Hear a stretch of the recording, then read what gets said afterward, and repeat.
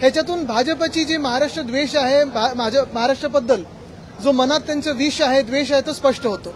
महाराष्ट्राने देखील आणि प्रत्येक लोकांनी, मग बिहारचे पण जे लोक असतील त्यांनी पण हे पाहावं की हे भाजपवाले दोन समाजामध्ये कशा आगी लावतात, कसं खोटं बोलतात आणि निवडणूक जिंकायचा प्रयत्न करतात। कारण पहलगामचे अतिरेकी गेले कुठे ह्याचं उत्तर मिळालं नाहीये। कदाचित भाजपमध्येच त्यांनी प्रवेश घेतला असेल आणि भाजप त्यांना कॅबिनेट मंत्री पण बनवू शकतं।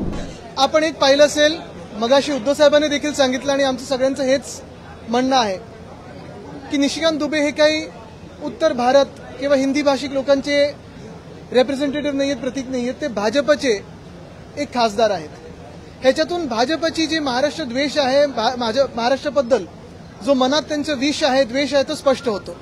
पण दुसऱ्या बाजूला माझी जर माहिती खोटी नसेल, चुकीची नसेल, तर त्याच निशिकांत दुबे यांना बिहारच्या निवडणुकीची जबाबदारी दिलेली आहे। भाजपचं जे प्लेबुक आहे, तोडाफोडा राज्य करा, दोन समाजामध्ये असेल, दोन जातींमध्ये असेल, दोन धर्मांमध्ये असेल, वाद लावा, वाद निर्माण करा आणि स्वतःची पोळी भाजा, हे आता प्रकार सुरू झालेले आहेत। मराठी माणसांनी देखील, महाराष्ट्राने देखील आणि प्रत्येक लोकांनी, मग बिहारचे पण जे लोक असतील त्यांनी पण हे पाहावं की हे भाजपवाले दोन समाजामध्ये कशा आगी लावतात, कसं खोटं बोलतात आणि निवडणूक जिंकायचा प्रयत्न करतात। हे आता स्पष्ट होत चाललेलं आहे की भाजप बिहारमध्ये जिंकू शकत नाही।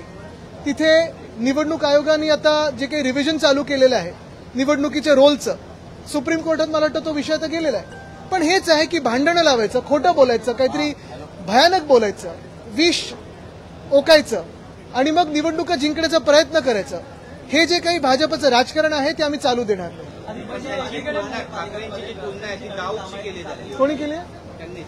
आता त्यांच्या पक्षात इक्बाल मिर्ची बरोबर ज्यांनी व्यवसाय केला ते त्यांच्या पक्षात आहेत, सलीम कुत्ता यांच्याबरोबर जे नाचले ते त्यांच्या पक्षात आहेत आणि कदाचित दाऊद देखील त्यांच्याच पक्षात असतील।